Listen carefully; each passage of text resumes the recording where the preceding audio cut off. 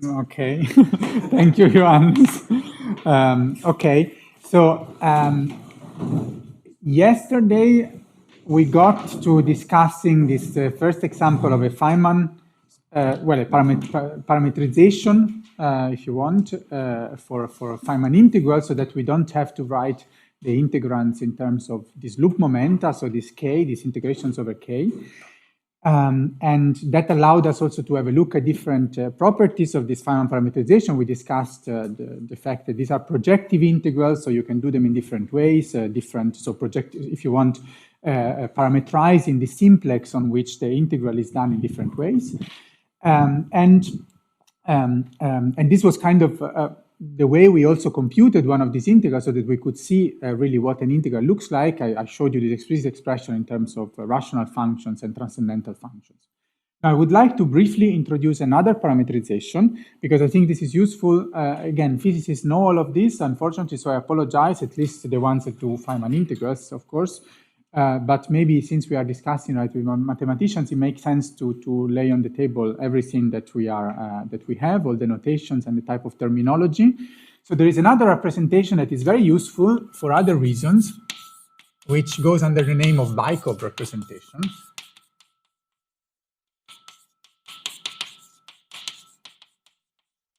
And also proving this representation is a little bit tedious, but again, is only calculus that is happening. So I'm not going to prove it, but I hope I will justify what it means.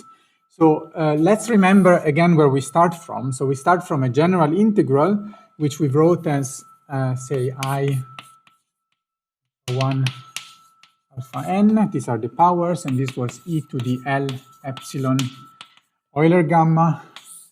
Then a product over all the loop integrals, the loop integrations, sorry. Here I can have my integration measure, the one that we discussed makes the results for the integrals a little bit nicer. And then we have these different propagators, right, where all these propagators look like some momenta minus some masses, where these things are linear combinations of external and internal momenta, right? So something like Qi could be some of the k's, and then there could be some external ones, and so on and so forth. It doesn't matter, right? They're going to be like linear combinations of these momenta. Now, what we would like to do, so this Bykov representation, Bykov is a person, is a Russian physicist. This was done, I think, in 96 or something like that. Was forgotten for a long time, but then it was rediscovered, I would say, maybe 10, 15 years ago, because it's actually very practical to study some properties of integrals, not all of them. It's not very practical for computing integrals, okay? We never use this representation for computing integrals, but it's actually practical to look at somehow the structure inside the integral and to study somehow their cuts. If you remember, we discussed about cuts, and also to prove other properties. So what is the idea of this representation? The idea is that we want to do a change of variables, and we would like to, instead of integrating over the loop momentum,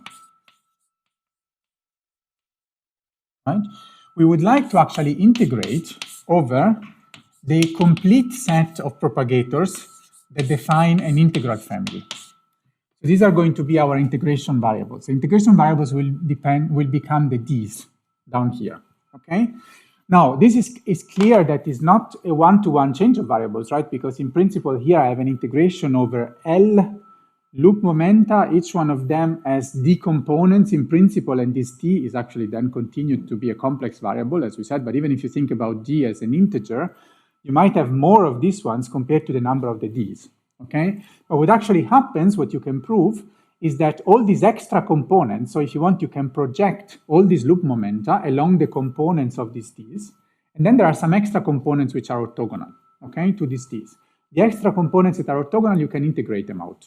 That's what happens, and they give a trivial combination of gamma functions again, and then you're left only with the integral over these ones, okay? So it's a change of variable, it's a little bit subtle, but it can be done, okay? And it has to do with really decomposing each one of these loop momenta along the directions spanned by these denominators, right, in a vector space. And if you do that, then you get actually pretty nice representation. Let's maybe write it here.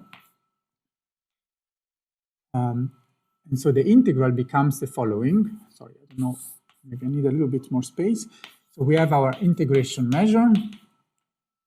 Then there is some constant that depends on epsilon. It doesn't really matter what it looks like, so I'm just going to leave it here. And then I'm going to write now, finally, I can also have a Gram matrix. So maybe Bernd will be happy. I don't know.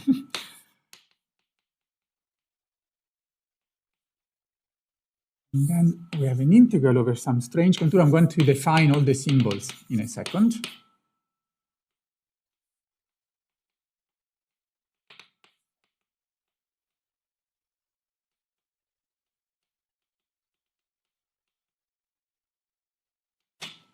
This, of course, depends in principle on the kinematics, on the SIJs, and on the masses, if there are any, raised to a power, which is d minus L minus C minus 1. I hope this is correct, divided by 2. Good. Where now, what are all these symbols, okay? So E is the number of independent external momenta, PIs, so are the same momenta that Bernd was playing with, right? And the ones that are independent on the momentum conservation, this is what E means. Very good. And then we have G, which is the Gram, so G of P1, PE. This is the Gram matrix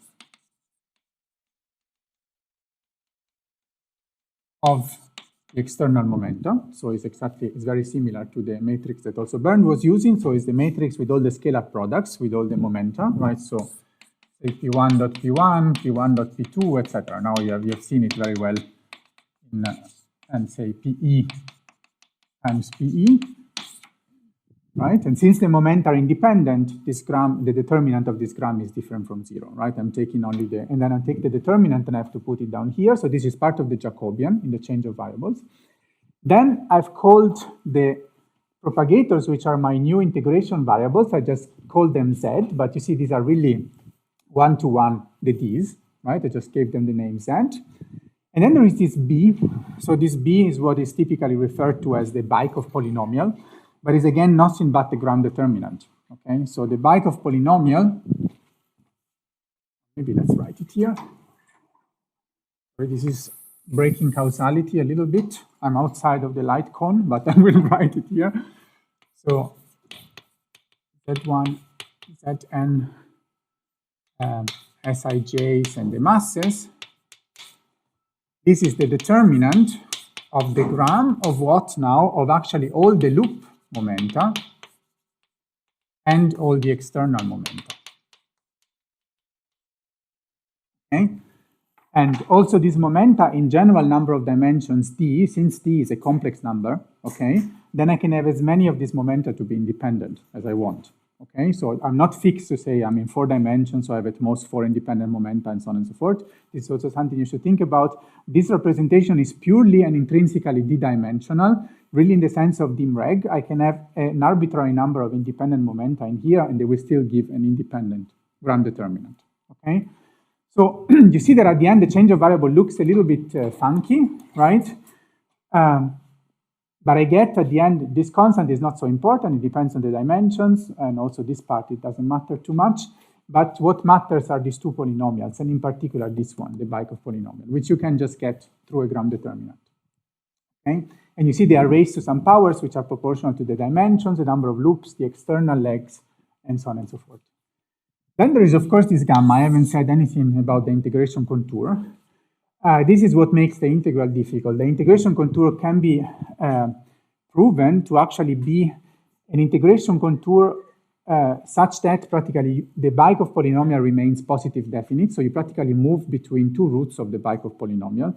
But this contour is pretty complicated because it's a multidimensional polynomial, so it becomes very complicated contour. And really, you never do this integral. So you really don't care about this contour in some sense. You will see in a second why this doesn't matter too much. So this contour can be defined, but it's a complicated contour in a multidimensional complex space, right? So it's a mess, okay?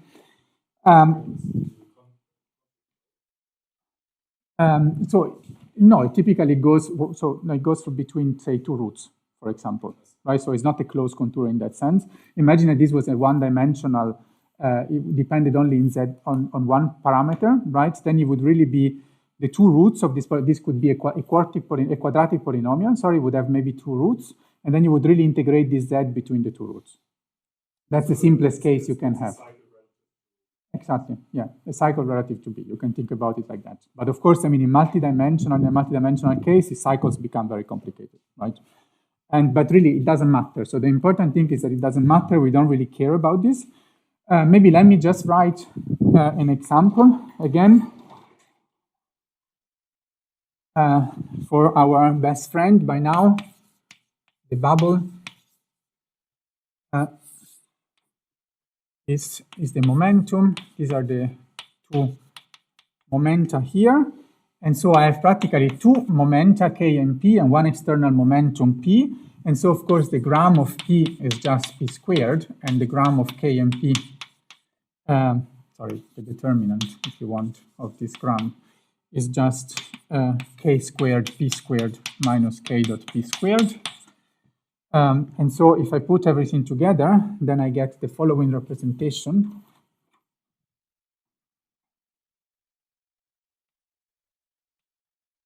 For arbitrary powers, right? Alpha, what do I call them? Alpha 1 and alpha 2, arbitrary powers of the two denominators. Here I get this constant, which doesn't matter. Then P squared to the 2 minus T over 2, then an integral over this contour, and then Z1, Z2 over Z1 alpha 1, Z2 alpha 2. And then the Bikov polynomial in this case looks like this, P squared Z1 plus M squared. And then minus Z1, sorry, Z2 minus Z1 minus P squared divided by 4. Sorry, this thing in between is actually not very nice. And then D minus 3 over 2. Okay, this is if you compute the gram determinant, which is this one, and you express it in terms of Z1 and Z2, which we said you can always do because of the two scalar products. That's the polynomial that you get, right? And so now this is your explicit example if you want to, what the polynomial would look like.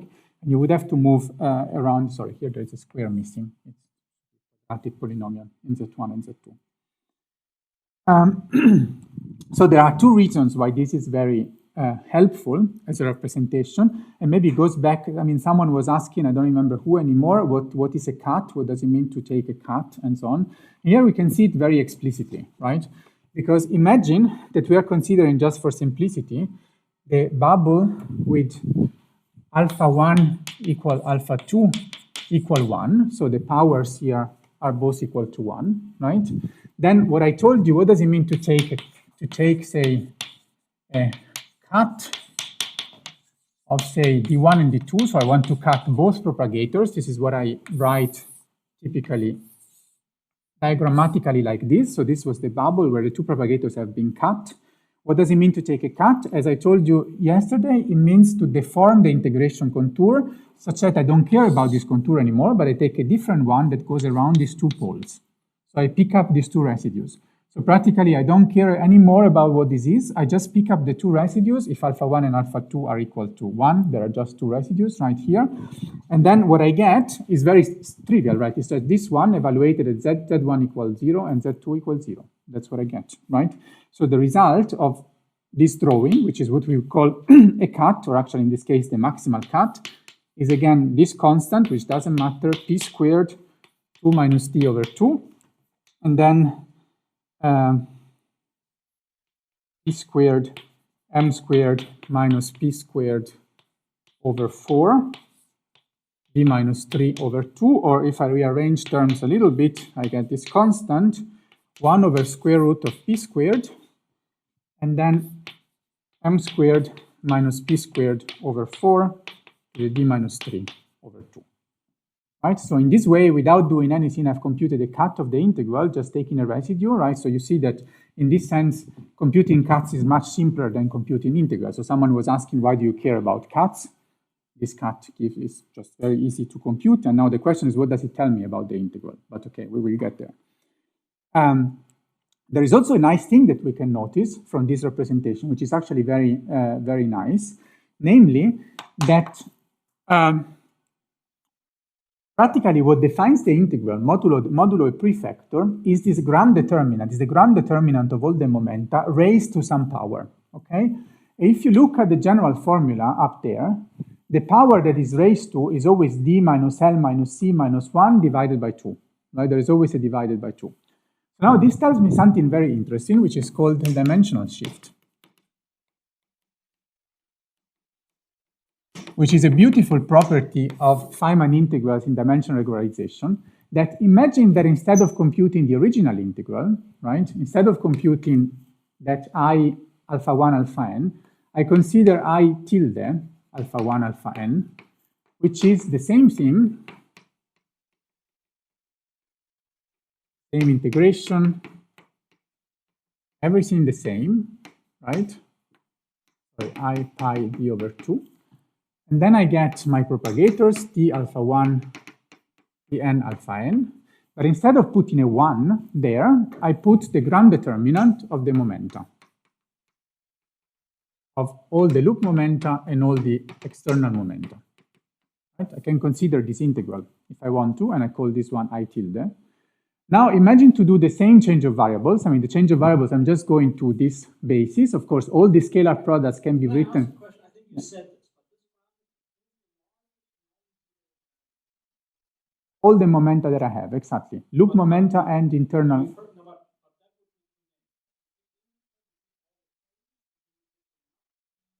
Exactly. But since I'm doing it in d dimensions, the only thing that I impose on the p's is that is momentum conservation. So I don't care. So say that I have an hexagon or a integral with, I don't know, 8 momenta. So you're not fixing d. I'm not fixing d, exactly. So even if I have an integral that depends on 8 momenta, 7 of them will be independent in this construction. Then you make a 7 by 7. Well, 7 plus the loop momenta, right? Right. 7 plus the loop momenta, and then I do this big determinant.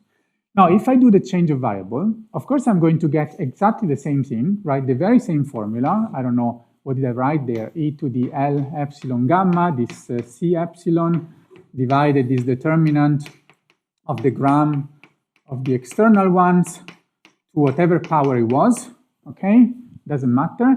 And then there is the same integral over dz1, dzn, z1 to the alpha 1, zn to the alpha n. And then, of course, what do I get? I mean, I get the Bykov, don't make me write everything again, but I get the same Bykov, and this is the Bykov itself, right? So I get it to the same stuff, where d has been shifted to d plus 2, right? d plus 2, and then I have minus L minus E minus 1 divided by 2, right? So modulo this prefactor, which I can fix, it doesn't really, is not integrated over because this dimension here doesn't change. If I multiply by the right factors here to fix this, right? This integral is proportional, let me write proportional, to the original integral, alpha 1, alpha n, evaluated in d plus 2 dimensions. Right? So what I can show like this is that I can take any integral that I want, and I can shift it of an even number of dimensions. I can do this multiple times. I can go to d plus 4, d plus 6, d plus 8, and so on and so forth. I can also go back if I invert this, right? If you imagine that all these integrals are written in terms of, so the original integrals, this was a family, so there is a set of master integrals for this family, and at the same time, when I write something like this, I can rewrite also this in terms of the same master integrals, so the same basis, because this is just a numerator on top of the same denominator, so by construction I can write it in terms of the same basis. This is telling me that the shifted, if you want the integral written in d plus 2, can be written as a linear combination of all the masters in d dimensions and vice versa. So if I know a master integral close to, I mean, this relation is meant really as a Laurent series in d, because these integrals will have poles, as we have seen in d and so on. So what does it mean in practice is that if I'm able to compute, for example, the full set of master integrals close to d equal 2 as a Laurent series, from this Laurent series, I can get the corresponding Laurent series close to d equal 4, or close to d equal 6, or close to d equal 8, or close to whatever. I cannot get even from odd, right? So even and odd powers are intrinsically different, and in fact, even the geometry of the integrals, in the sense of the geometry of the functions, if you want, that come out of this integration, can be completely different in even number of dimensions and odd number of dimensions. While this argument tells you that in even number of dimensions, the geometry will always be the same, because you can relate one to the other.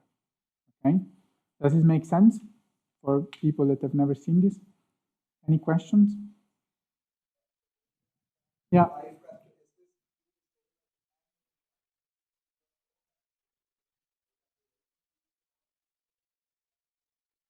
The D, no, because I think this D is really the dimension of the momenta in general. So where if you want my theory is defined, right? So I can define. So typically, so D can be equal 4. So at the end of the story, we will want to send D to 4, right? But what I'm treating now D as a general parameter, right? An M.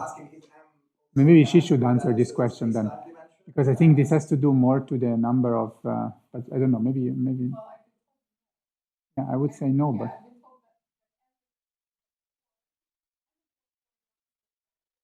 Yeah.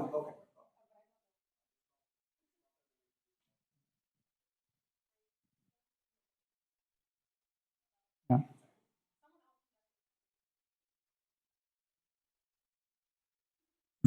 M is equal to 4. M is equal to 4. Yeah, but I don't know if you can relate it one to one. That's the first part of the question. Yeah.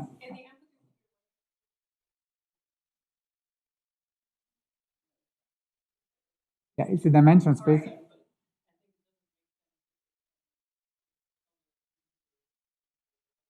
Yeah, exactly. I don't.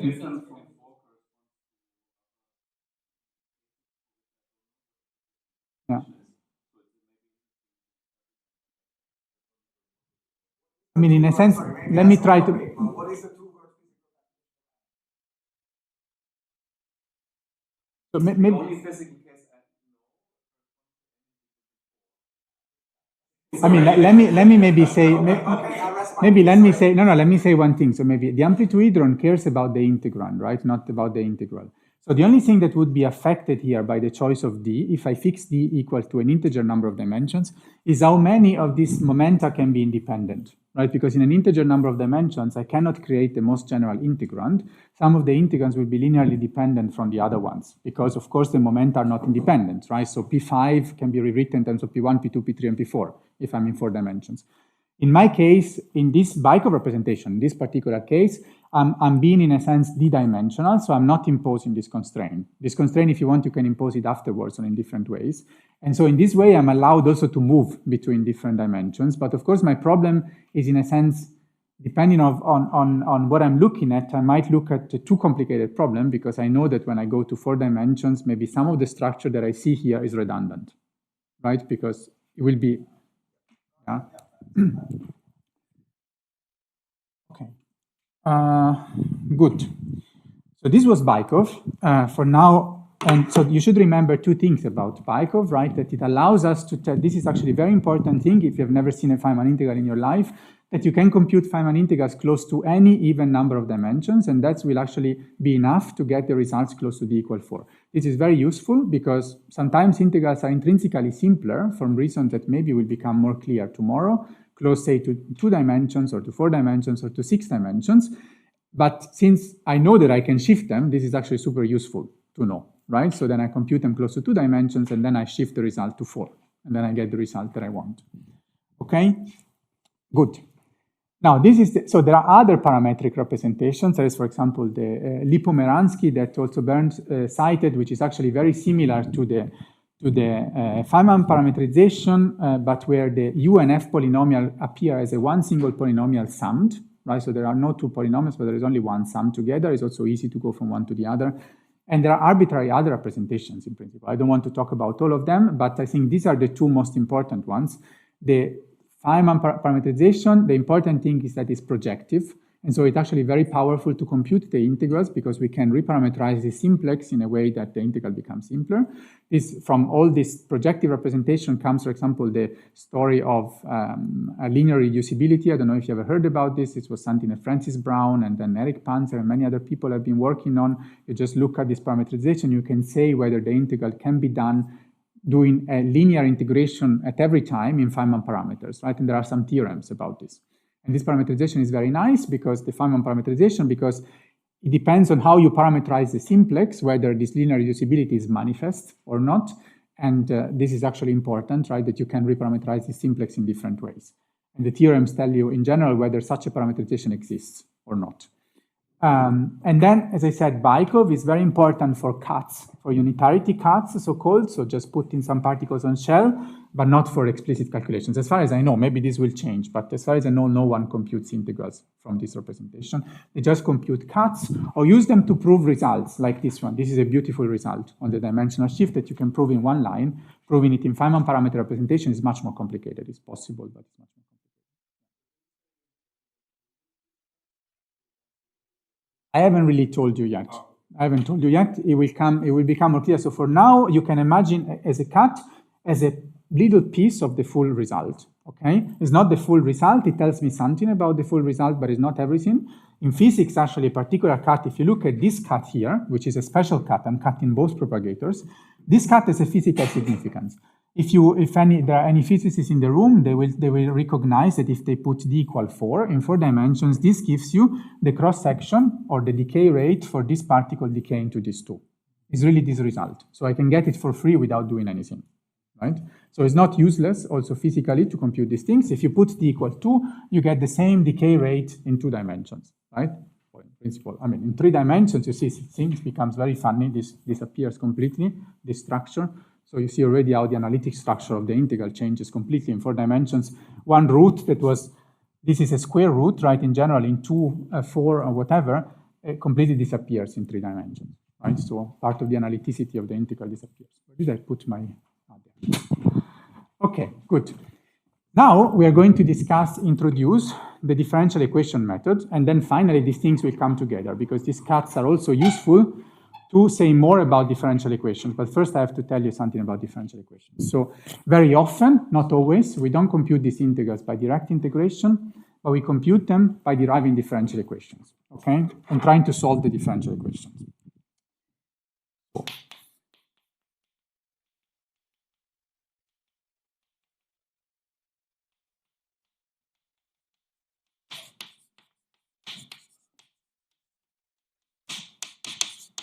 As many results for Feynman integrals. I mean, you were quoting the French and the Germans and so on. For us, a lot comes from the Russians. And actually, there are always papers very far away in the past. I mean, this is not very far away, but maybe like 50, 60, 70 years ago, written in Russian, where they do things that we rediscover today, right? And then you go to a conference, there is a friendly Russian that tells you, we knew this since, I don't know, 1930%. But this happens very often. There was an incredible community there doing these things. Okay, so this method was in fact introduced by Kotikov, I think in 92, if I remember correctly, and then, but it was a special case, so differentiating the integrals with respect to their masses only. Then it was generalized by Remidi, I think in 97, for differentiation with respect to all the Mandelstam invariants, but somehow the idea, if you want, I mean, the idea is super simple, as you will see. Then it was used by many other people, okay? And improved also by Johannes 15 years ago, almost already, 13 years ago. Yeah. Time flies, yeah? Okay, so what is the idea? So the idea is the following, is that Feynman integrals, as we discuss, have a few interesting properties. First of all, they are homogeneous functions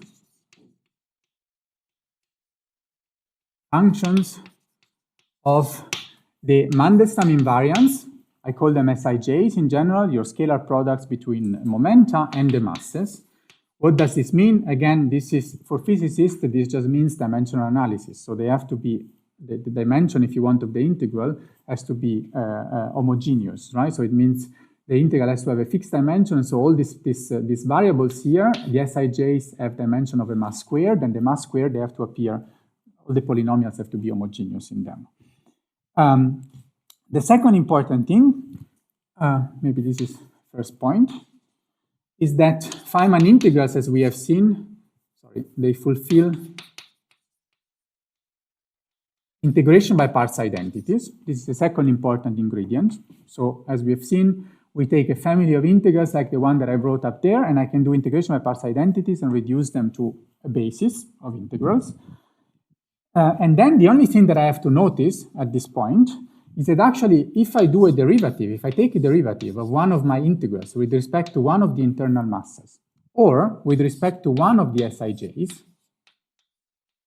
okay, what this is going to do to the integral representation up there is that it's going to produce integrals in the same family. That's a completely trivial observation, because if I imagine that I differentiate with respect to the masses, this was the simplest case, then the masses just appear, the mass square just appears always linearly in the propagators. So every derivative with respect to a mass will change some of those alphas to alpha plus 1. And of course, once I have a master integral, if I take one of the basis elements, I differentiate, I get new integrals, which are not basis elements, and then I reduce them back to master integrals, and then I get a differential equation, right? That derivative of master integral equal to combination of master integrals. There is somehow, I mean, it's easier done than said, in a sense, it's really trivial. The only thing that is a little bit less trivial, which required somehow 5 years to realize, but if you think about it, it's completely straightforward, is that you can, of course, do the derivatives also with respect to the Sij's. Because, I mean, initially it doesn't look so obvious, but I mean, the idea is that you just use the chain rule. I mean, it's a completely straightforward thing. If you want, I mean, you can write the derivative with respect to the Sij's in terms of derivatives with respect to the momenta, really, because if I take combinations of this type where I'm differentiating with respect to the 4 momenta, then this thing is something like the I mu d of the various Sij's with respect to Pj mu times derivative with respect to S. Right? So using the chain rule, I can turn derivatives with respect to the S in terms of with respect to the SKL, in terms of derivatives with respect to Pj mu, and this derivative, when they act on the propagators there, again, they just raise the powers and possibly introduce new numerators from the derivatives. Good, so putting these things together, why is it important that these are homogeneous functions? Well, this is kind of a technical thing, but you know that there is, I mean, I don't know if this is an obvious thing or not, but there is something that is called Euler scaling relation. Since this is an homogeneous function in all the variables, what it means in practice is that I can take one of the variables and pull it out of the integral, and the integral will depend only on the ratios. What this means at the level of the differential equations is that if I take the sum, if you want, in K, of mk squared derivative with respect to the mass, plus, let me say, I hope that this is here, if I write it like this, the derivatives with respect to all the Sij, so I differentiate with respect to all the variables, one of the integrals, and what I get is some parameter here, I don't know what to call it, A, times the integral again, where this A is just a dimension, what we call the dimension. Physics is called the dimension of the integral, or if you want, the degree of homogeneity of the integral in these variables, right? So if the integral scales as, say, lambda to the alpha, lambda to the A, then this A will come out, right? It will be proportional to A divided by 2 or something like that. So it just tells you that one of the differentiation is not important. You don't need, you can remove one of them in terms of the others. Okay. Yeah. I think the degree does also the No, I don't agree on this citation. Sorry. Possible, they differentiate with respect to the variables also. No, but they differentiate with respect to Feynman parameters. I think they lie a little bit when they want the citation. If you want, I can put it here, but I don't agree. Oh gosh, I think we have to Bernd, something out of the recording. no, I mean, but I think it's true. Was Dixon and also Kosawa, right? I think it's true, but I think it's a little bit different because it's true that there is a paper at one loop where they use differential equations to compute one loop pentagons, right? And I think what they do something in Feynman parameters where they differentiate with respect to Feynman parameters, right? And then they turn it back, they manage to rearrange this in terms of a derivative with respect to the kinematics. But it's something that, when I read it, but maybe I misunderstand it, is not as general because you cannot do it in this very general way, right? You have to do it case by case, in a sense. So it's a different logic, I think, the way it works. That's my understanding. But of course, I think people have been deriving differential equations even much before that, right? Even before this, in a case-by-case situation, if you have a complicated integral, it's very common to say I differentiate it with respect to a parameter, and then I can solve it, and then I integrate back, right? And this is some sort of differential equation for the integral as well, right? But I thought here, I mean, what changes in these papers is that this is really cases where you can apply to a complete set of integral families. But I mean, okay, it's fine. It's fine to add also the citations. Is that I think if you add this one, then there are many others, I fear, that should be added as well, which use the differential equations, but in different contexts. Maybe what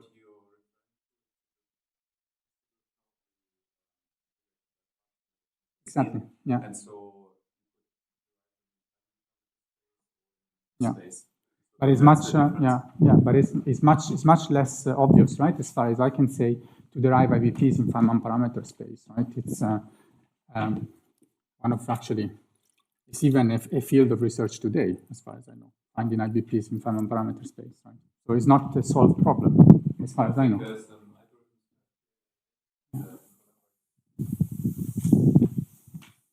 But yeah, I don't want to make anyone unhappy, but I think the logic is a little bit different. And as I said, I think there are many other papers, even before, like in the 80s and the 70s, where, I mean, there is even a paper by Regge, I think, where he was doing IBPs and something that looked like differential equations, right? So if you start citing these, then I think you open a Pandora box. Maybe one should open this Pandora box, it would be interesting.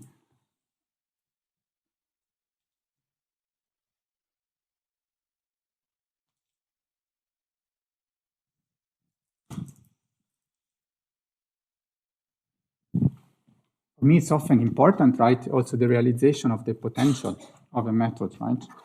Which is and the generality. Okay, maybe just a little example, because this is actually simpler.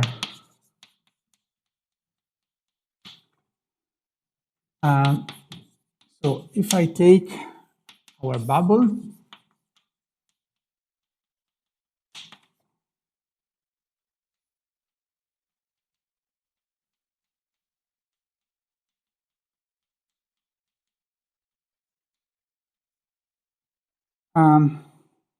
and you remember that what we derived, well, I actually didn't really derive it. I gave this as a result to you. I said that this family has two master integrals. One, I can choose it like this, and it corresponds graphically to a tadpole. And the other one, I can choose it like this, and it corresponds graphically to the bubble itself, right, in the problem. In this specific case, there is only one external momentum and one mass. So I can, of course, differentiate with respect to the mass. Right? I always put the mass here so that this thing is adimensional, right? It has no dimensions as far as I'm concerned as a physicist. Or I can consider the derivative with respect to p squared, which is the only kinematical invariant. And you can see that this can be written through the chain rule just as follows. Right? So you just use the fact that p squared is p mu, and you use the general chain rule, and there you get a factor of 2 because of the two appearances of the p mu, but that's the only thing, right, that you get. Now, of course, so what I somehow know is that the sum of these two should be somehow trivial because of Euler scaling, so I can focus on one of them only, okay? Again, the calculation is simpler said than done, in particular, sorry, simpler done than said, I wanted to say, in particular on the blackboard though, because If I take this and I want to differentiate, for example, with respect to p squared, I have my two denominators, which I'm going to call, as always, k minus m squared, and d2 is k plus p squared minus m squared. And then I have to take derivatives, right? You see here that if I differentiate with respect to p squared, the only denominator that depends on p squared is the second one. Right? So you take your derivatives using this formula, you really differentiate with respect to p mu, which is the momentum that enters in here, and you do a little bit of algebra, right? And this is actually not too complicated. What it gives is the following formula.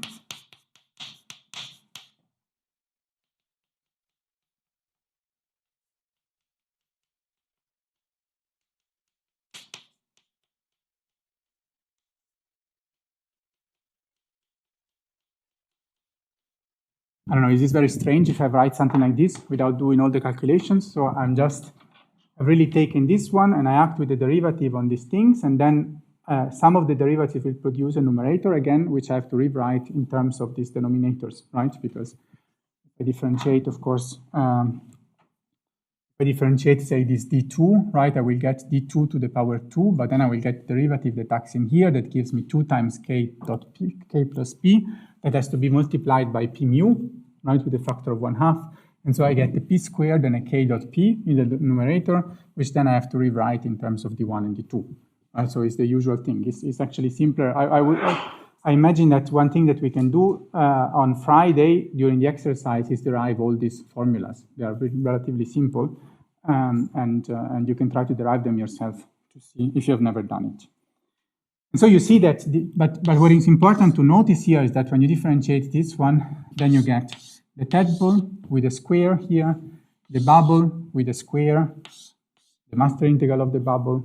And if you remember, we wrote, I think in the first lecture, the IBP identities to reduce these ones. So for the tadpole, I have d minus 2 over 2m squared I1, 0. I can actually move the one to the other one because it's just the same integral. And I'm going to make a little break now and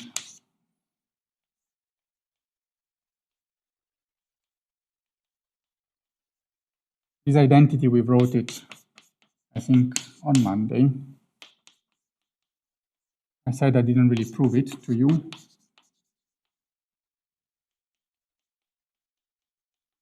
But these are the two reduction identities that write the tadpole with a dot in terms of the tadpole without a dot, and the bubble with, sorry, I called it dot, squared propagator, we call it dot sometimes. I will say in a second why.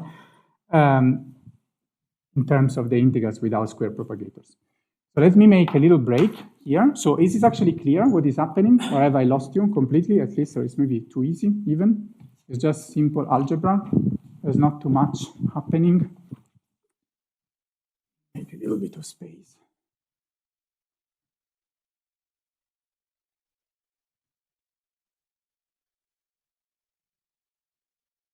Is there any question? Have I lost you completely, or are you so bored that this is so obvious? I mean, I know that this is definitely boring for someone, but what about, yeah?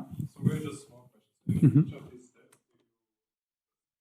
what happens at the boundary? I always ignore what happens at the boundary, as we said from the beginning, because in dimensional regularization, I always use the fact that the integrals are integrated. If you want the proper integrals, these are not cut integrals. They are really integrated on this domain that goes from minus infinity to plus infinity on full RD, and the boundary term has to be 0, otherwise they would not be convergent. It's part of the, if you want, of the assumption, or the the assumptions, or if you want, the axiomatic that defines dimensional regularization, how this integration procedure works. So I never care about boundary terms. That's a nice thing why this is so easy. If I had to do it, for example, in Feynman parameters, then it would be a little bit trickier. Also, this type of considerations would be a little bit trickier because I cannot really so easily, as far as I know, automate them like that, right? This can really, I mean, this problem can be solved by computer, right? So there are computers that do all of this for you without you having to think. Any other questions?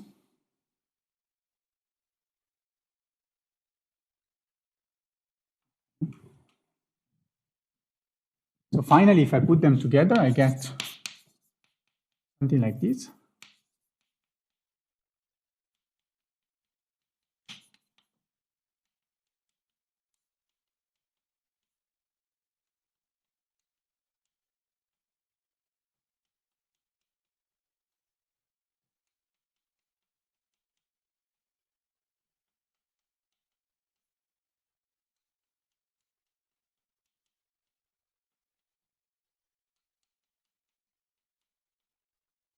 This is my differential equation now.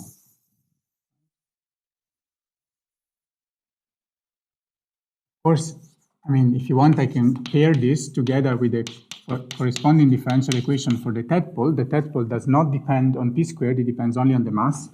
So it would be this, right? And together, this gives me a system of two differential equations for two master integrals. The differential equations are linear, and they have this nice characteristic that they have always, at least in this form, always only rational coefficients.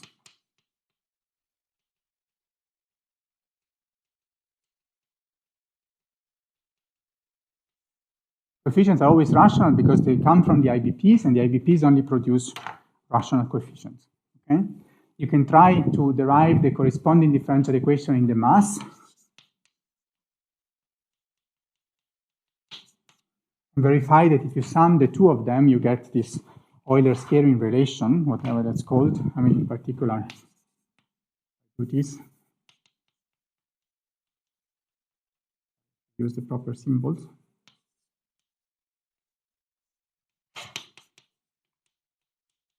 I get p minus 4 over 2 I11, which is the dimension of this integral, if you want the degree of homogeneity of the integral.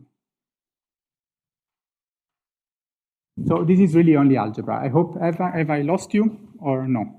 Are you okay? Still alive? Good. Then maybe let me write these equations in a specific way. We're almost done for what I wanted to do today. Let me put, so it's very common to actually write the systems of equations in matrix form, okay? So because of this relation here, of course I can forget, as I said, about one of the parameters, right? And I can focus only on one of them. Typically what we can also do is that we can put one of the parameters equal to 1, for example, the mass equal to 1, and we know that we can reconstruct the full dependence on this mass just knowing that this was an homogeneous function, and so the dependence on the mass is fixed by that. And so if I now write explicitly the equation, say in a variable x that could be the ratio of the two, say p squared over m squared, I can put it in matrix form like this, right? So I can say, let me call I1 and I2, the two integrals. So I call I1, I10, and I2, I11. And so I define a vector with the two master integrals here. And now, if you look a little bit at these things, you see that there is actually d minus 2 here, there is a d minus 3 here. I would like to actually make the dependence on d manifest. You will see in a second why. So I'm going to write this as follows. D minus 2, then there is some matrix A here. There is the vector I1, I2, again, and then plus another matrix which does not depend on D, times the vector I1, I2. And these matrices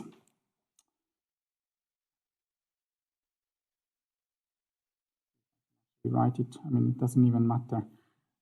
I only have it written all together, but this would be really 0, 0, and then d minus 2 over p squared minus 4m squared, and then half p minus 3 p squared minus 4m squared minus 1 over p squared I1, I2. Okay, so I can either write it just in matrix form, it comes from just this equation here, written out explicitly here in matrix form, or I can also separate the two pieces and you see immediately what A and B are, right? A will be 0, 0, and then there will be this coefficient here, and whatever is left, I mean, it's a d minus 2 here, right? And then the rest will be in the B, right, in the matrix B. Good. Now, the reason why this thing is interesting here is that, okay, as I said at the beginning, and this is maybe the connection, that's the reason why I wanted to talk about the dimensional shift, is that, of course, we are interested in doing these integrals close to d equal 4 eventually. Okay? So in particular, 4 minus 2 epsilon, if you remember, I defined this epsilon, which was defined like this. So it's also d equal 4 minus 2 epsilon. So I want to get the Laurent series in epsilon close to d equal 4, right? This is the epsilon that was appearing at different places. But if I look at this matrix, right, I actually see that the matrix is particularly nice, more than close to d equal 4, actually close to d equal 2. Because close to d equal 2, there is an entire part of the matrix that completely disappears here. And also this one actually becomes much simpler. There is like just a factor 1 here, if you want, that is left from this one, then the 1 over p squared, right, if I go close to d equal 2. So for now, we just take this as an observation, okay? We are not going to do, we're not going to explain what this means and where this comes from for now. We're going to discuss this tomorrow. Let me actually maybe pull this up.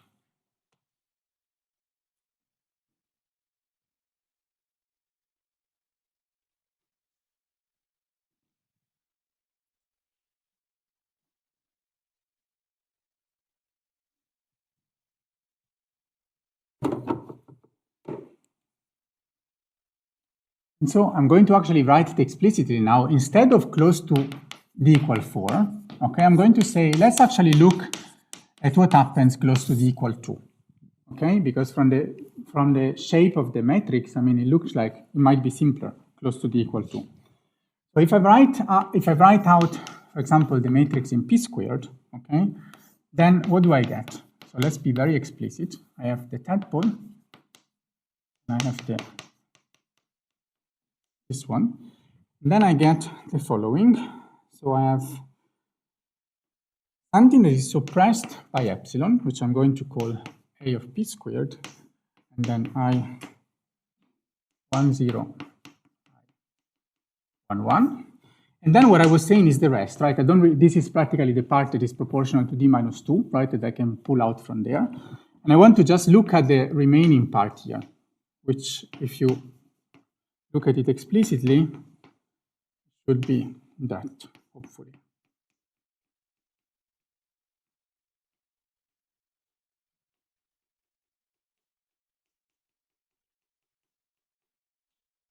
Okay? Now you see another reason, not the first reason, why computing these cuts was interesting, right? Someone was asking again, I think, why do I need to compute these cuts? Well, one thing that I can see about cuts, which is actually particularly interesting here, is that imagine that you now consider these two integrals. These two integrals are both part of the same family. And imagine to write them in Bykov, right? So for both of them, you will have the same Bykov polynomial, but one integral will have only 1 over z1, which is the propagator of the tadpole, while the other integral will have 1 over z1 and 1 over z2, right? So the second integral will have one more residue in z2 compared to the first one. Now imagine that I instead of computing the integral on the standard contour, I compute it along the contour that cuts both integrals, both propagators, right? So I consider this, what was corresponding to this diagram here, this graph. If I do that, the integral which corresponds to the bubble, this one, clearly has support on that cut, and we actually computed the cut. Now I don't have it anymore. Maybe let me write it again. I keep on losing my thing. We computed it, and this was c epsilon p squared to the minus 1/2, and then m squared minus p squared over 4, p minus 3 over 2. right, in d dimensions, which of course in 4 dimensions in 2 dimensions, sorry, in d equals 2 becomes some constant, I don't care, and then 1 over square root of p squared minus 4m squared. I really don't care about the overall constant here. What happens if I take the other integral, which was the tadpole, and I try somehow to compute the same cut? I mean, here I can cut only one of the two. The second cut, there is no residue, right? So I will get 0, right? So I don't know how to draw it because I cannot really compute the same cut. But if I try to compute this thing on the contour that, if you want, cuts the bubble, okay, this is a bit of a strange way of writing it, I'm going to get 0 necessarily because there is no residue there. So there is nothing to pick up. So what does this mean is that if I look at this equation and I imagine let me write it, to cut the integrals. So I take a cut of these two, which is the cut that I computed there. Then what I'm going to get is that I'm going to practically get an epsilon, the matrix that I had before. This guy will drop, so I will get a 0 here. And here I will get, say, let me draw it like this, plus the same matrix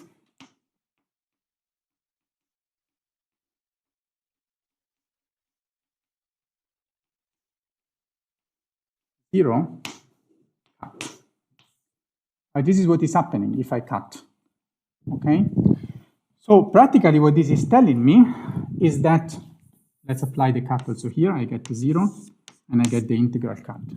So if I read now this equation, I see from this equation that the cut where I've put in both propagators on shell, this is what is actually called a maximal cut because I'm cutting all the propagators, satisfies practically only the homogeneous part of the differential equation because there is no coupling to the inhomogeneous part, right? So if I think about this as an equation that has an homogeneous and inhomogeneous part for the second integral, because it couples to itself, but it also couples to the other one in general, right, through this matrix here. You can see it from the general form that I wrote up there, from the first entry, right, which was in this matrix here. This entry is going to drop, right? And so practically I'm going to get only the homogeneous part of the equation, so which tells me that this here, or equivalently this one here, they have to be the solution of the homogeneous differential equation, either for general epsilon or for epsilon equals 0, right? So this object that I computed so easily through a cut, just putting the propagators on shell, is exactly what solves the homogeneous equation.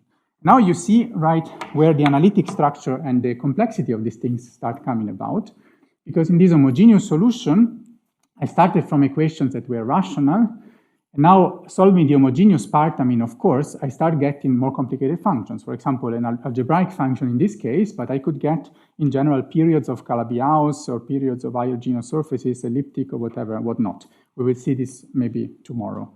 And I mean, you can verify this explicitly, right? If you take this one, this solves exactly the equation, derivative of the bubble. Everything is 0 because epsilon has been put equal to 0, and there is everything 0. There is only this one that couples to the bubble itself, right? So the derivative of this root is equal to the root itself times this. That's kind of easy to check, right? So through this, now of course in this case it was also as easy to solve the homogeneous part of the equation, but in general, if I have a coupled system of equations, solving the homogeneous part of the equation can be very difficult. It's a higher order equation. And so this can give me a different way, or if you want a different point of view on how to solve the homogeneous equation. And it also tells me something about the analytic structure of the integral, because the homogeneous solution is the first part in the solution, yeah?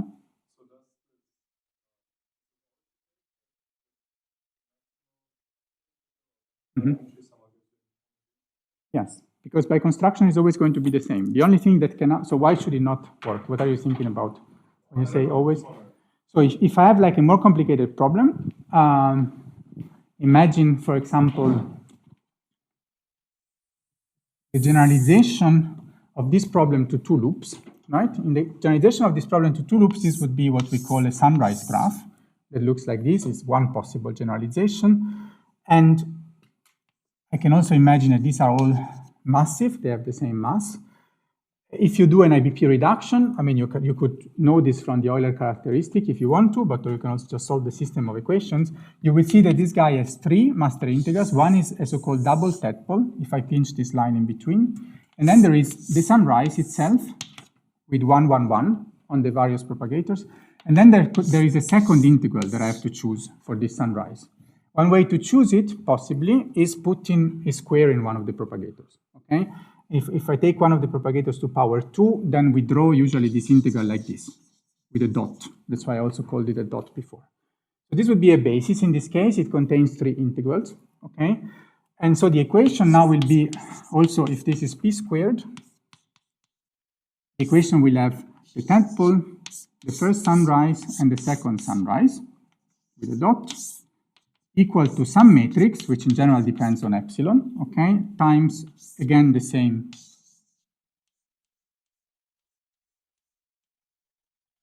Now, this matrix in general is coupled, right? Because if you want this in a block diagonal form, because this one cannot couple to this one, but this one can couple to the one before.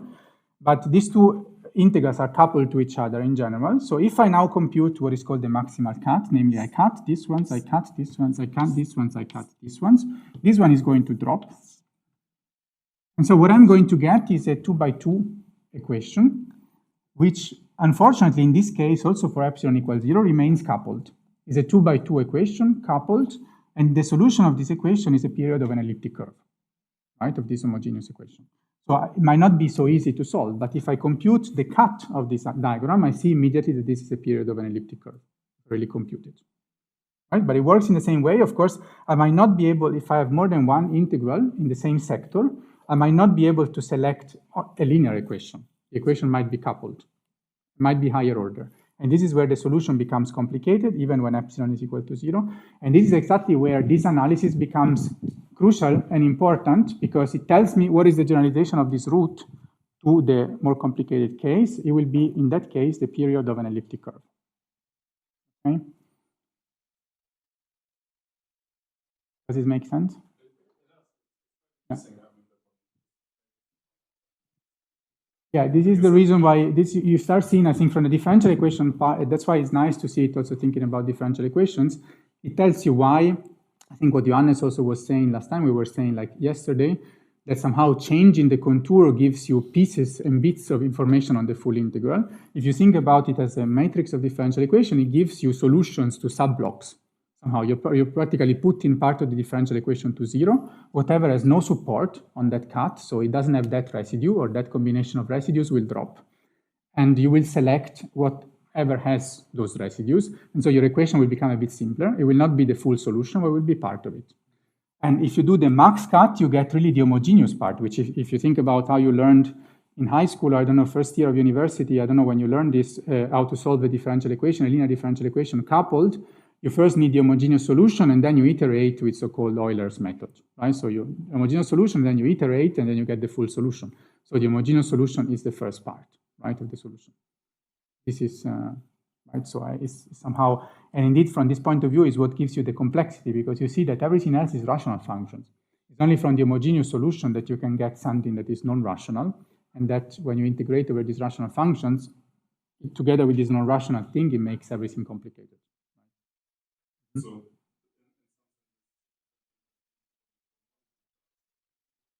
yeah, of the max cut. Well, but not, I don't know if you can say of the full integrand, of the max cut, right? Yeah. Because if I understand correctly, but this you might want to correct me, if I have an integrand for the full thing, right, the integrand will also know about the tadpole. In a sense, I mean, the integrand contains also information on this. But if I go on the max cut, I get a simpler integrand, and the cohomology of that integrand is indeed associated with this elliptic curve, and that's everything that I know from the max cut, right?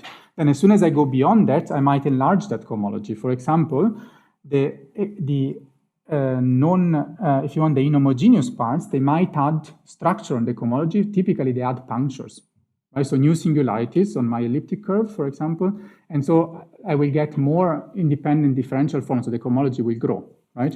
Am I saying this properly, Christoph? I don't know. Maybe you have a better way. I don't know if this is the proper way to say this, but this is how I think about it, right? So there is something, a simpler cohomology, which is the irreducible, simplest one that is associated to the homogeneous block. But then this coupling with the inhomogeneous parts might increase. Imagine that you have now two blocks which are both elliptic, right? So on the maximal cut, you will see an elliptic homology in one block and maybe a different elliptic one on the other block. But when they couple to each other, well, this could be a genus 2 surface, or it could be something much more complicated. I don't know, right, what it would become, or maybe a K3, I don't know. In general, you're not even able to say what the geometry is, as far as I know. But you do this in blocks somehow, and then you build your problem, right? Once you've solved the homogeneous part, you go up, right? Of course, so even 2. Since you mentioned the maximal, I will get there tomorrow. Yeah. in some cases,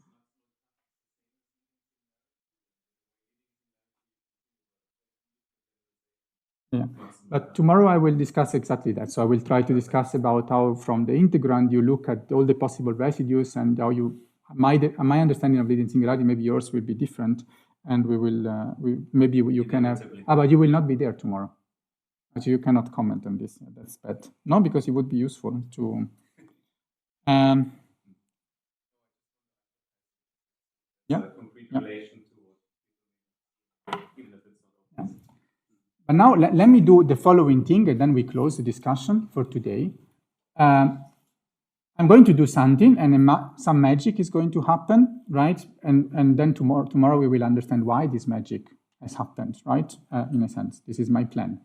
So what I'm going to do is that close to 2 dimensions, I'm going to actually integrate out the homogeneous part, right? So using this information that I have, I'm going to redefine my basis of integrals so that the homogeneous solution close to d equal 2 is trivial, right? This I can do this because I know from here, I know that this is the homogeneous solution.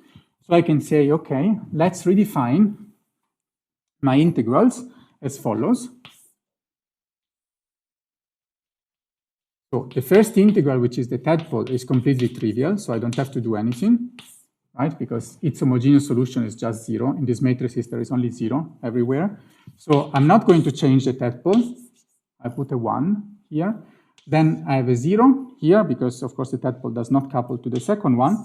And then I multiply by this, which is the homogeneous solution. And I define this J1, J2. So J1, J2 are my 2 new master integrals, J1 and J2. Practically, J1 is equal to the tadpole, and J2 is equal to the original bubble multiplied, if you want, by the inverse of its maximal cut, or its leading singularity, if you want to use this term for now, okay? So practically what I'm doing, I'm using Euler method so I'm practically solving the homogeneous equation. This guy is here, close to d equal 2, by construction, will have a trivial homogeneous equation. What then I expect is that this matrix here will become 0, right? Because I've solved this part, and so I will have 0, 0, 0, 0. The only thing that can be left will have to be proportional to epsilon, because it will have to be non-zero only when d is different from 2. So let's do this. Then we stop.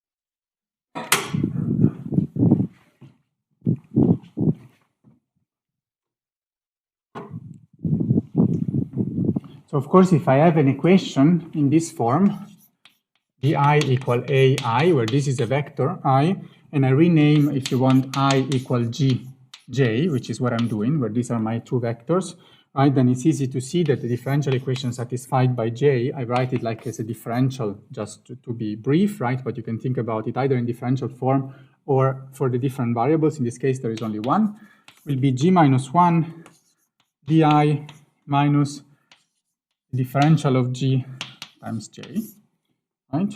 And so rewriting everything in terms of J, I get G minus 1 A times G minus dg J, right? And this is the new matrix B, if you want, right? This is how I change, of course, basis in my differential equation. And if I do this explicitly, then what do I get?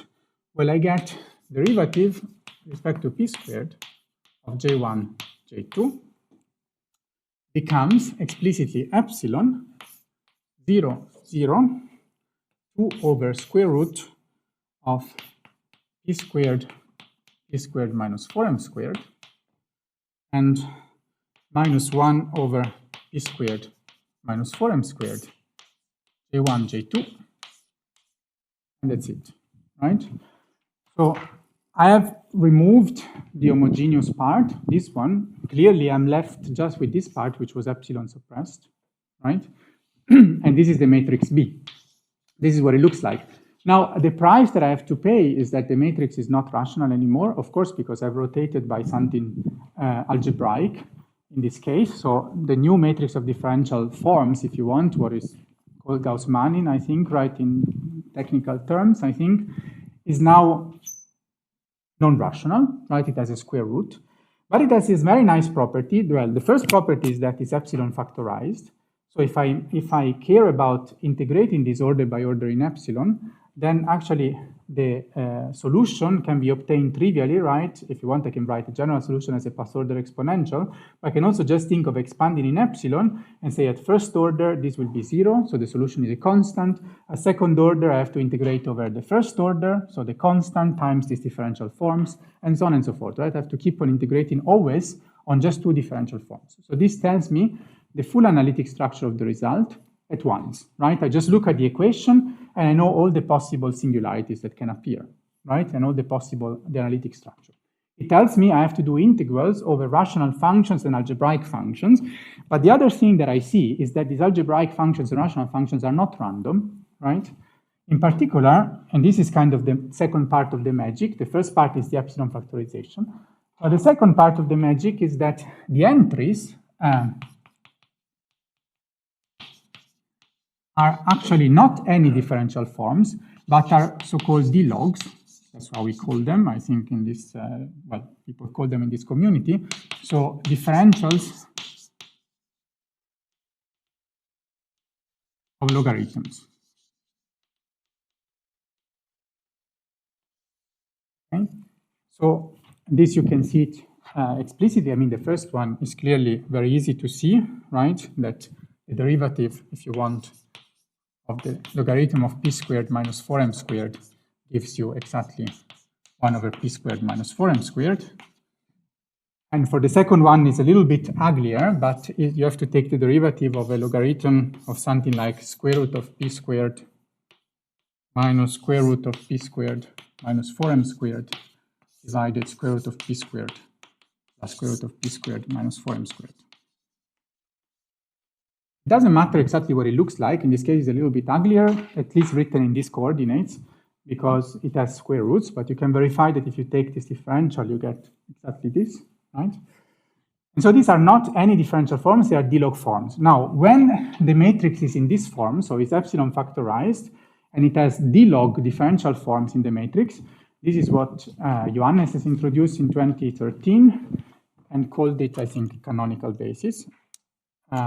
But now I feel ashamed to say this in front of you.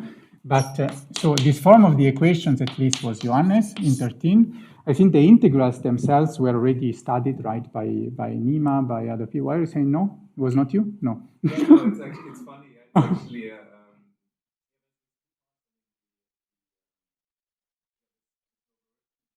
it's only in special cases. Yeah, I will get there. I will get there. Yeah.